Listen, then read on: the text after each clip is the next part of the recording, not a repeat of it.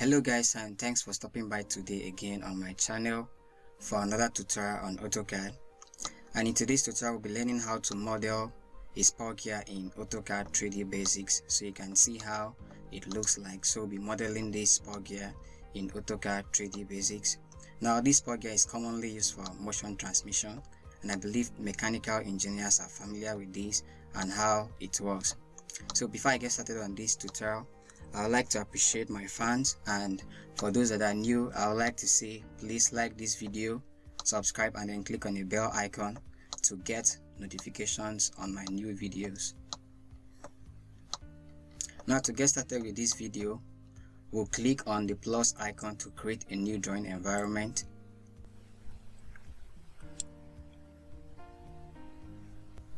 Alright, now so type UN on your keyboard to set the unit.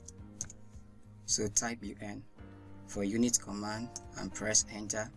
Now set the precision to 0 and then set the units to millimeters and then click on OK. So now we're going to change to front view, so select the view and change it to front view, and now we have this view, so we can now move this out of the way and drop it here. So now select a circle, and at any point, let's say here, we'll draw a circle with a diameter of 20 millimeters and then press enter. So now you can see this circle is not visible, so select the zoom extend tool so we can see this circle, and we can still zoom in again, so select zoom and zoom the circle inside. Now press enter. Again, we'll move this out of the way and drop it somewhere here. So now we are going to draw a line so that we can create the teeth of the gear. So I'm going to start from this point here and then draw a line, let's say 46 millimeters. Press enter and then press enter. So let's zoom in so we can see these lines clearly. Now offset this line, so select offset to and then impute offset distance of 2 millimeters and offset to the left and to the right.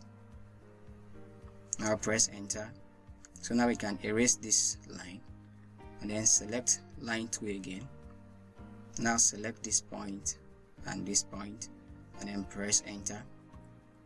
So now to get the teeth, we're going to use the chamfer tool, so select chamfer tool here and then select the distance. The first distance we use 1 millimeters. Press enter. Now for the second distance, enter 3 millimeters. Press enter and then select multiple. So select this point and then this line. Again select this line and this line. Now press enter. So now you can see this edge is so sharp, so we want it to be curved. For that we are going to use the fillet tool. So select fillet and we'll use fillet radius of 8 millimeters. So enter 8 and press enter. Now select multiple and then pick this line and this line. Again pick this line and this line and then press enter. So now let's trim part of this line, so select trim through and then press enter. So trim this line.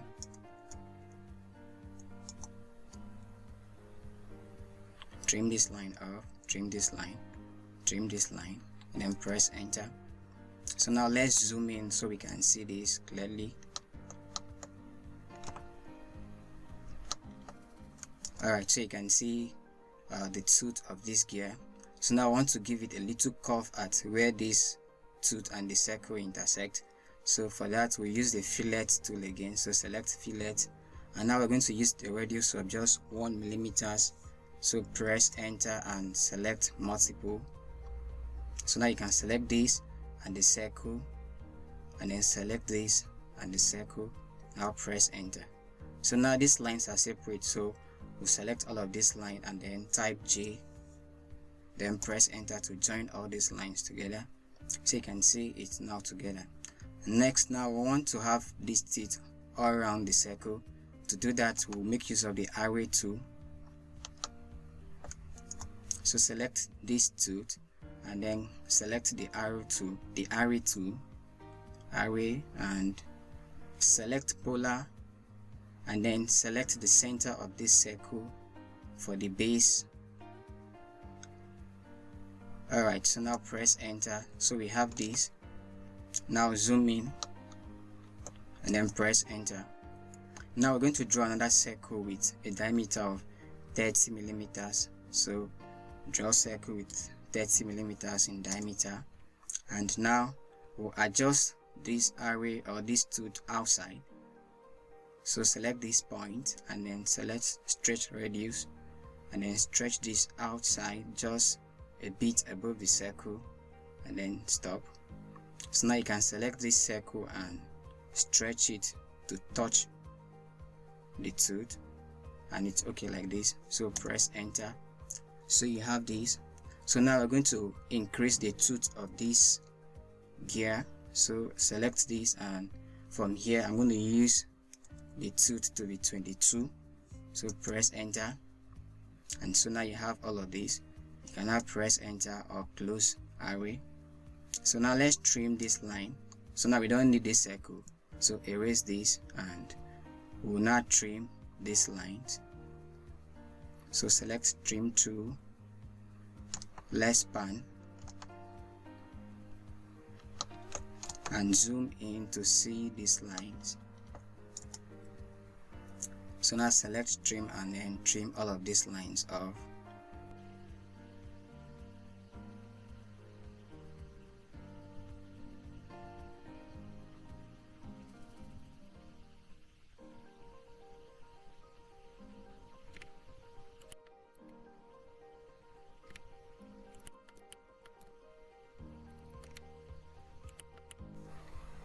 Alright, so now we finished trimming this circle, and you can see how it's looking like. So now we want to join the circle and the tooth together, and you can see this is still in array. So what we do, we type X on the keyboard to explode this so that they are all single. So type X and then press enter. So now you can see the tooths are now individual, and we can now simply join it together. So select all of these and then type J on the keyboard and then press enter. And so now you can see all these lines are joined together, which is forming our gear. So now change to southwest isometric view. So we have this shape, and now we're going to extrude it. So select extrude and then select the gear and then press enter. So extrude it by 12 millimeters. So press enter. So we have this. So if I change to realistic view, you're going to see this. So this is how it looks like in realistic. So now let's go back to front view and add some other points. So now change to 2D wireframe, and now we're going to draw another circle.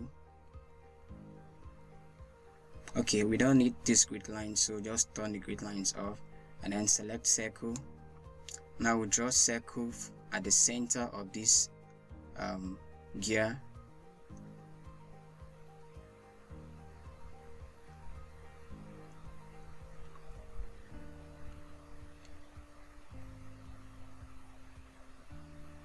So give it a diameter of 25 millimeters and then press enter. So now change again to back view and draw another circle with the same diameter, 25 millimeters, just at the center. Now give it 25 millimeters and then press enter. Again change to front view and draw circle with diameter of 10 millimeters and then press enter, and then draw another circle with diameter of 7 millimeters and then press enter. So let's change to southwest isometric view, and you have this. So now we are going to subtract this. So first we'll extrude. So select this circle and extrude. So give it extrusion of 4 millimeters and press enter, and then select this circle and select extrude, and we'll extrude towards this way by 4 millimeters. And so we have this. So now we're going to subtract. So select subtract 2 and select this. Now press enter and select these two circles which we have extruded, and then press enter.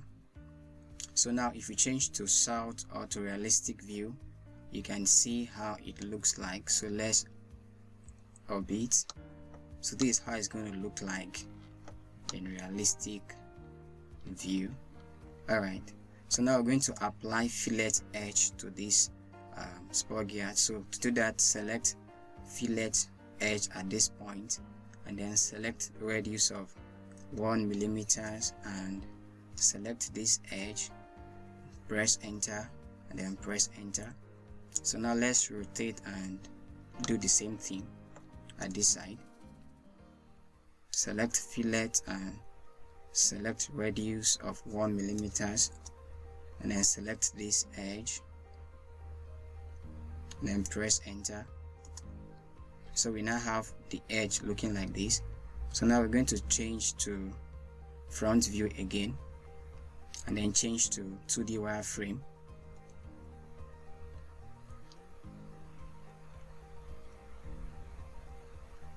So now we'll construct an opening where the gear is going to be fitting. So select line and draw a line at the center here up by distance of 8 millimeters. Press enter, then press enter. Now we'll offset this by 3 millimeters. So enter 3 millimeters offset distance and offset to the left and to the right, and then press enter. So now we erase this line. Again, pick line 2 and draw a line from here to this point, then press enter. Now we'll trim this line again, so select trim, then press enter. Now trim this line, and this line, and then press enter. Now select all of these and type J to join it. So now we have this. So let's change again to southwest isometric view, and then change to realistic. So now we are going to extrude this circle. So select this and select extrude, and then enter extrude distance of 12 millimeters, and then the same thing, select this circle and then extrude by 12 millimeters, and then press enter. So now let's change to 2D wireframe, and we now subtract. So select subtract tool, and then select this and select this outer circle, then press enter and select this inside, then press enter. So now if we change to realistic view, it's going to look like this. Alright, so this is how it's going to look like in realistic view. So you can see how this spur gear look like. Alright, so we'll go back and do some designs again, like you saw in the one we did, or the one I showed you before we started this tutorial.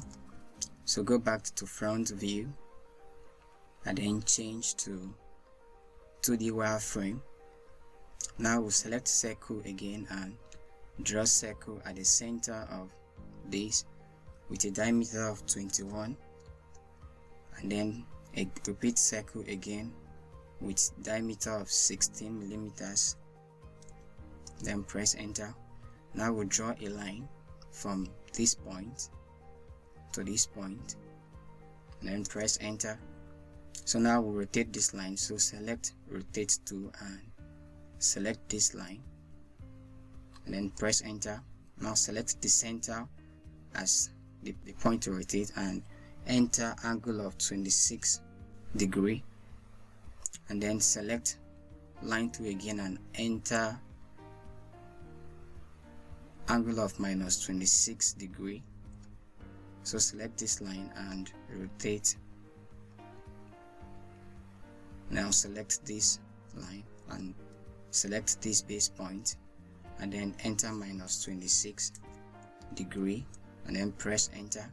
So now we'll trim this line again. So select trim and press enter. So trim off these lines,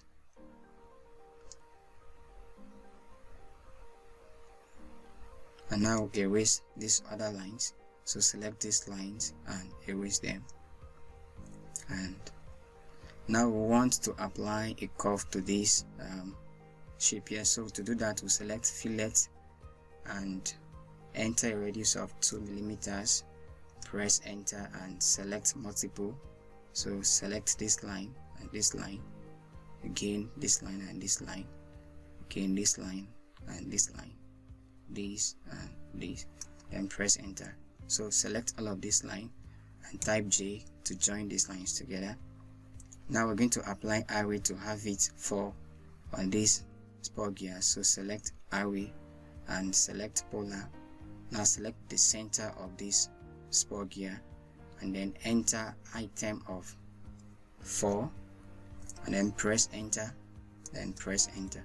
So we now have these 4 designs here, so we can now extrude it. So first we'll explode it so that they are individual. So explode and we now have it separate, so you can see this. So now I'm going to change to southwest isometric view again and change to realistic view. So now select this and select this, also select this and this. Now select extrude and enter 12 as the extrusion distance. So now subtract again, so select this or select subtract and select this. Now press enter and select this, all of these, and then press enter. Alright, so now you can see how it looks like. So let's move this out of the way. Alright guys, so we are almost done with this. We are done with this. So if I orbit, you can see how this spur gear looks like, exactly like what I showed you when we started this tutorial. So guys, this is how you can simply model a spur gear which is used for motion transmission in AutoCAD 3D basics. Very simple. Alright guys, so we'll end here for today, and I would like to say, if you have any question, if you have any problem, you can just put your questions on the comment section below. And please don't forget to like this video and then subscribe and then click the bell icon to get notifications for more of my videos. Thanks for watching and see you in my next video.